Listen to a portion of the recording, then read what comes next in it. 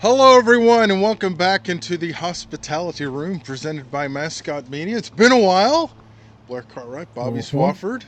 A lot has happened and a lot hasn't happened, but we are back together. And Mr. Swofford, what's happening? How are you?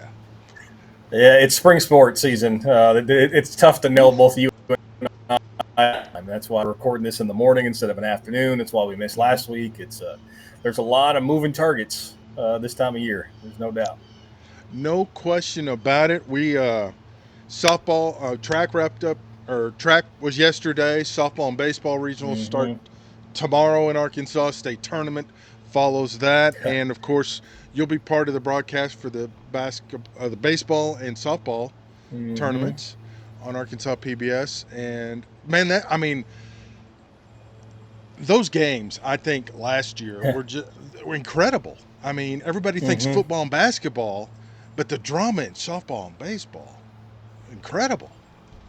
Yeah, it really is. I mean, we had a couple come down to the final at bat last year, which is everything you want for a championship game.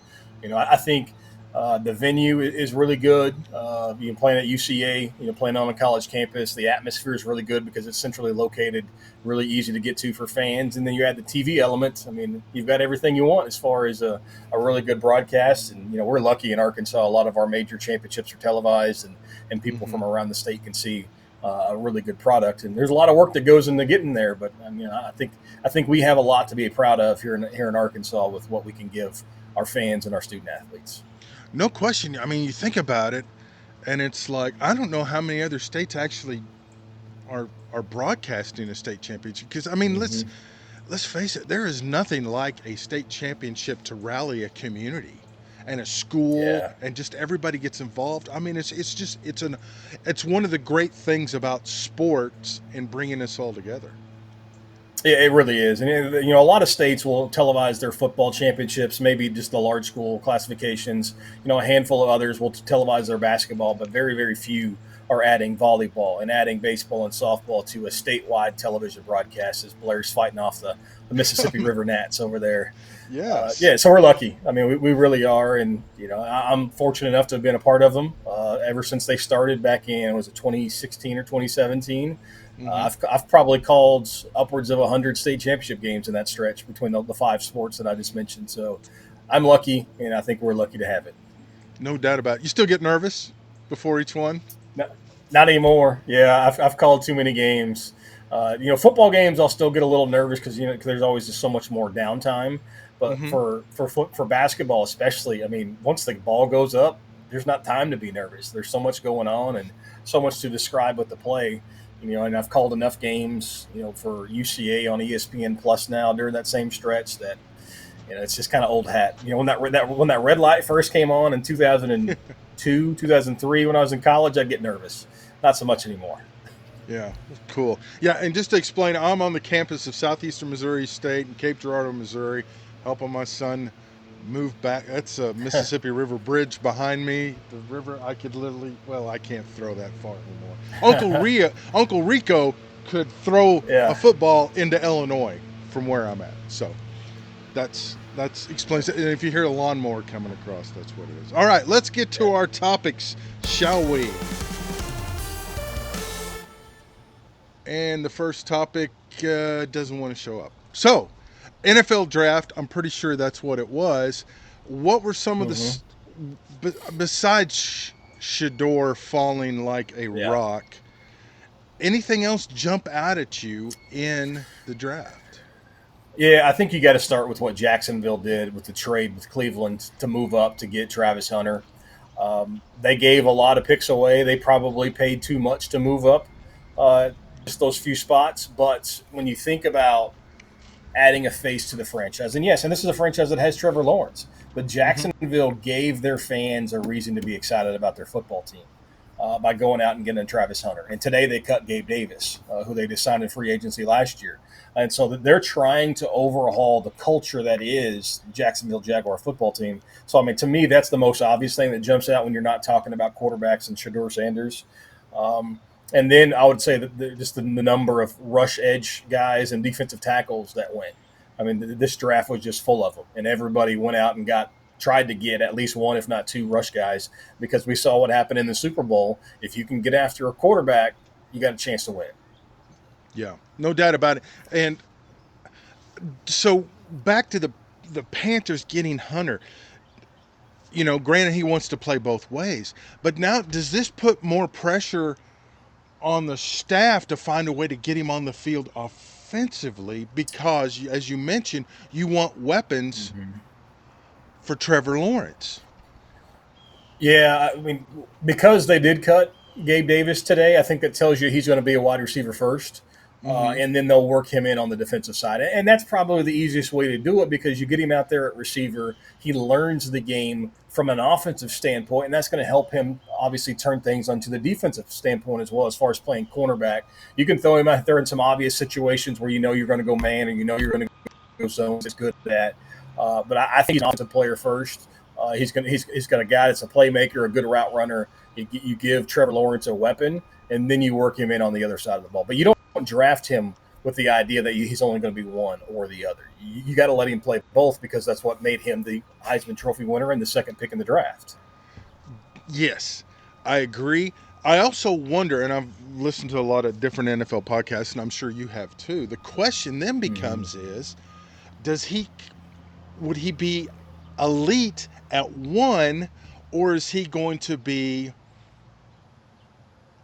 above average at both, but not elite at either one?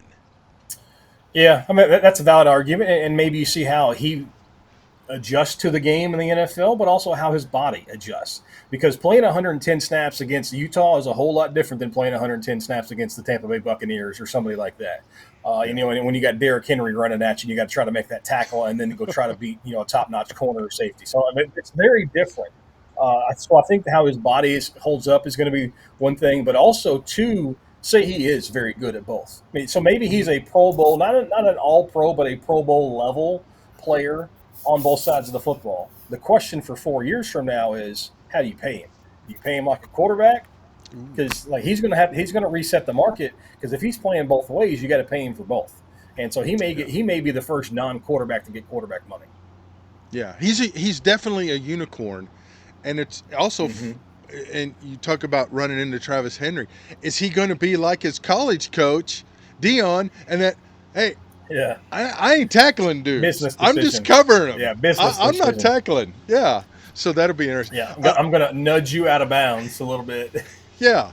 Yeah. I'm not tackling you. I'm not taking you to the ground. That's not what they're paying me the money for.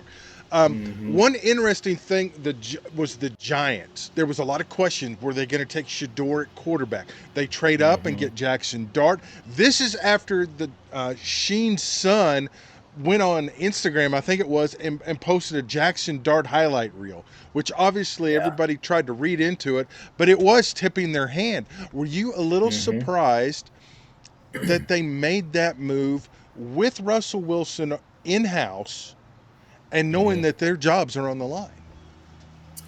No, because I mean you've got to build for the future, and Russell Wilson or Jameis Winston is not the answer long term, and it's so important. And you and I have talked about this before to get that fifth-year option for your quarterback, so it doesn't Mm-hmm. you're not in salary cap hell for after that stretch because you got to pay those big quarterback numbers.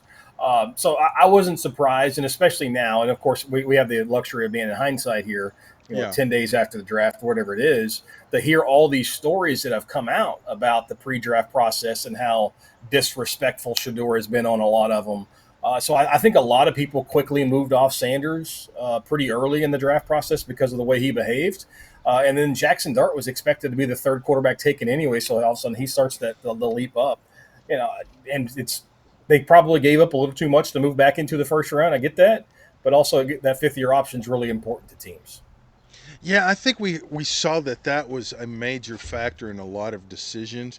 I was wondering on the drive over here if, I mean, yes, they'd love to take their shot next year because the quarterback Mm-hmm. draft is going to be better next year, but those guys may not be Yeah, in those jobs next year. So it's almost like correct. you you don't want to have to reach this year, but really, what other alternative do you have? Hmm. Honestly, I thought they probably would have been smarter to trade out of three and move down a couple spots.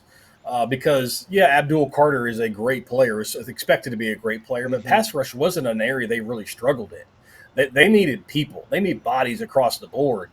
So there probably wasn't somebody willing to pay the asking price. But if I was the Giants, I would have considered, hey, I'll move out, I'll stock, trade me a player and some picks, and then maybe we move off of that. But I mean, they're kind of in a tough spot, so like they know that Russell Wilson and or Jameis Winston is not going to be the answer, maybe for the entire season, let alone for Mm-hmm. the future. And so, like, they've got to roll the dice and hope that their ownership gives them another year to see what they can do with Jackson Dart, because everybody thinks that Daboll's a quarterback whisperer, and now he's got a chance to Yeah. show it. It is interesting though that the teams that have quarterback issues also have offensive line issues, Mm-hmm. and it's like I they think want to those go go hand grab in the hand. court.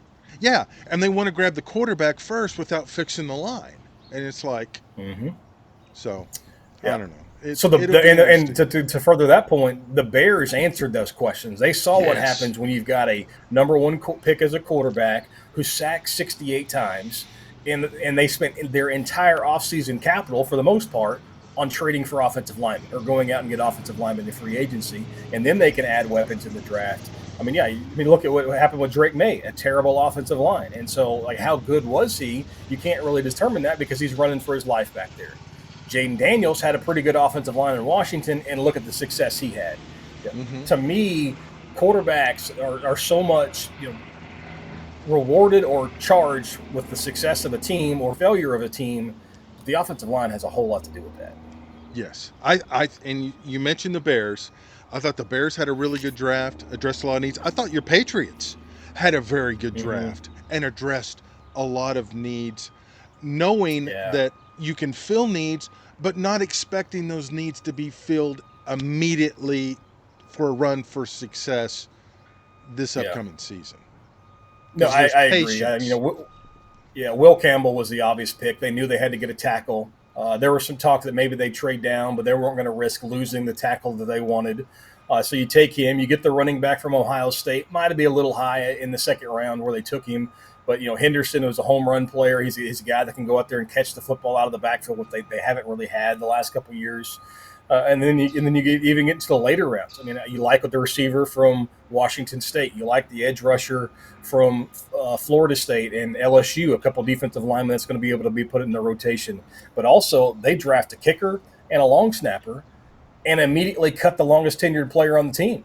I mean, so like they have a vision of what this team is going to be, and I think that's the one thing that Mayo did not have in the first year post Belichick, and so they actually have a blueprint of what they want to do, and I think they went out and executed that, and also free agency was in complement to the draft and vice versa. So they actually had a Mm-hmm. plan instead of just Yes. throwing stuff against the wall and see what sticks.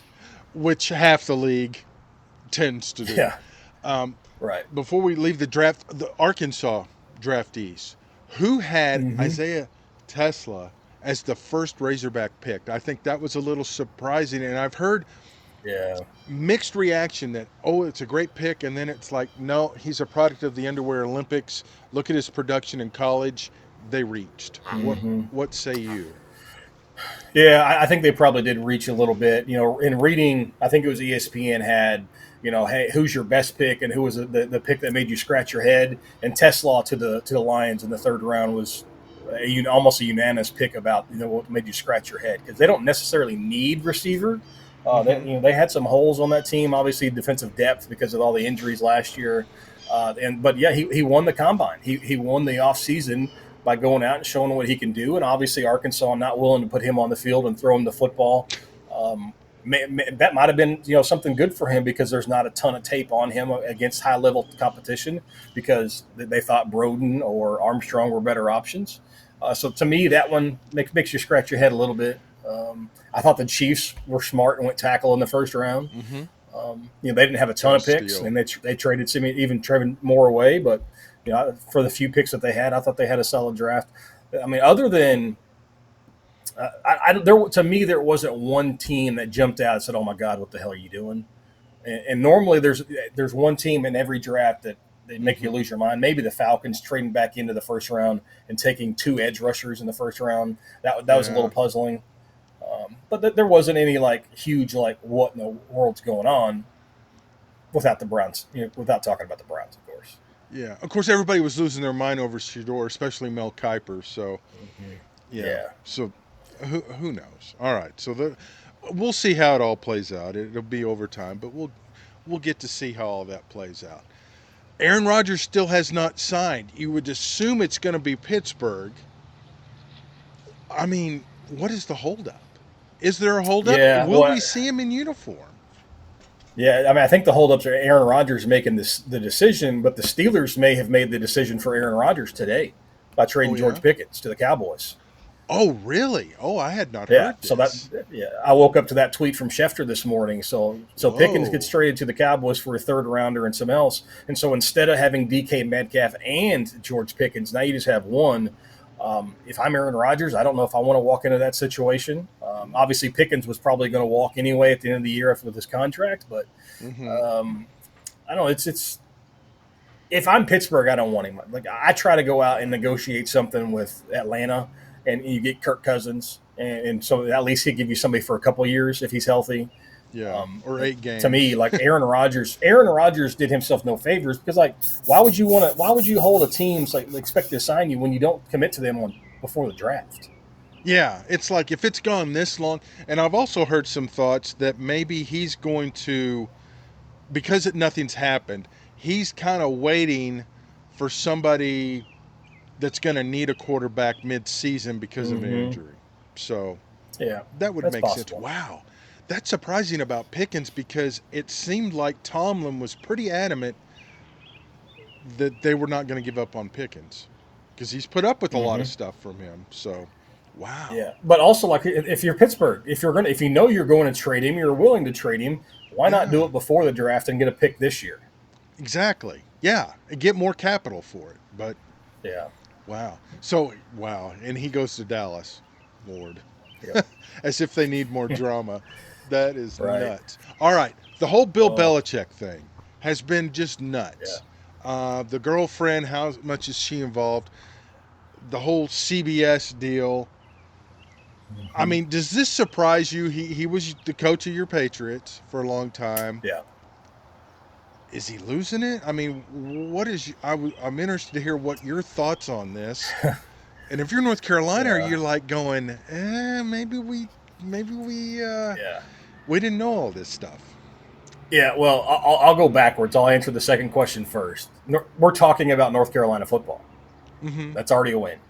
No, nobody Yeah, talks about North Carolina football. So like true. that, I don't think that, and they're going to get a lot better players because he's there. Because most Should people yes. believe it's just going to be an NFL training camp. It's going to get them ready for the next level. That may not translate to ACC championships and national championships, but those guys are going to be ready to play in the NFL. As far as Bill Belichick and all this is happening, it is very surprising because for 20 years, all you saw was the tough and gruff and guy who wasn't going to answer any questions and not talk about anything that wasn't football related. And now you've got this, and you've got her sitting in the corner saying, "Hey, we're not talking about that." Like nobody used to tell Bill Belichick what to do, including Robert Kraft. Mm-hmm. But now you've got his publicist, if you will, talking about what he can and can't talk about. And yes, she's very attractive. I'll give him that. And Yeah, as you well know, women are undefeated against men in all time in the history of yeah, man. But it is a little surprising to see the behavior and if she's that controlling, how does she let him go on TV wearing a sweatshirt with the holes in it? So yeah. That's the thing there's that all kinds shocked of red me. flags there. Yeah, that was the one that shocked me. I mean, I get he's wearing the navy sweatshirt, probably honors dad one, but good lord, I mean, it looks like a moss had a mash pit dance on that sweatshirt. And if I'm North Carolina, it's like, hey, Bill, we're paying you 10 million a year. Put Hmm. on a little Tar Heel apparel. Yeah, We know you've got some. I mean, it's yeah, just we gave it's you some. nuts. Yeah, Yeah. yeah, I mean, what college coach do you ever see? Well, Calipari kind of comes to mind now when you think about it. hmm, Doesn't wear the logo because he's yeah, bigger than the logo. So yeah. just just wild. Wild. It is. I So agree. what do you think his kid I mean, what are his kids thinking? I mean, Steve's his defensive coordinator, Yeah, right? yeah. That's And the gotta kids be got to be weird. yeah. The kids have to be disappointed with what they're seeing. But again, look at her. It's undefeated. Yeah. There's two things that are undefeated in life: Dixon Street and female anatomy. Oh, so true. Yeah, just that would be weird to have your dad date somebody younger than you. That would just be Hmm. very awkward. All right. Yeah. Arkansas and NIL. It got pretty hot and heavy there last Hmm. week. It's kind of simmered down. They've hired Tom Mars, of all people, who's been Mr. Anti NCAA, Hmm. now to go after um, Nico's brother. Iamaliava. Yeah. Yeah, and Iamaliava. apparently another player. Desmond James, the receiver from the Yeah, bowl game. Yep. but I can't believe he ever got any money because I'm sure his NIL deal, because no one even knew he was on campus till the Liberty Bowl, and then he bolted. Yeah. I mean, is Arkansas just being crazy, or is this a trend? Or are they trying to get in front of it? And Hmm. this can't be good for recruiting, can it? When you're suing former players. Yeah. I think it is good for Arkansas, and it Mm-hmm. is good for college athletics. It is not good for recruiting No. because so if you're a school like Arkansas, you can't afford to have a quarterback or any player that you give three, 400, $500,000 to just bolt, and also that money's gone because that's going to burn the bridge of whoever gave that money, that booster or that sponsor. Mm-hmm. And to me, it's going to help. It's not going to put the toothpaste back in the tube, but it's going to help put the lid on the toothpaste from it just spilling out. Because you can't. This is what college athletics has turned into, and you can't have it where kids are going to start to transfer to someplace for a semester and get the bag and leave before they even play a game. That's why I think they need, obviously they're with Congress. These things need to be game checks. You're going to Mm-hmm. get that broken up into 12 game checks, and after that, you do whatever you want. So, like getting paid in the spring to show up and then leave, that shouldn't even be on the table in the first place. I agree. It'd be very interesting to see these contracts, but I think one of the major hangups is they can't be performance based. But Hmm. in essence, I mean, let's be honest, that's what they are. Yeah. Well, but they're really not though. They are based on their projections. They are projection Yeah. based and not performance based because you're paying Okay. them Yeah. and hoping that they're going to produce. Not you're paying for what they've done in the past and you hope they do in the future, not for what they're doing currently. True. I did find it interesting that they were kind of dismayed at the lack of loyalty for a guy that they stole from UCLA on signing day Hmm. and then left to go back to UCLA. It's like, okay, Yeah.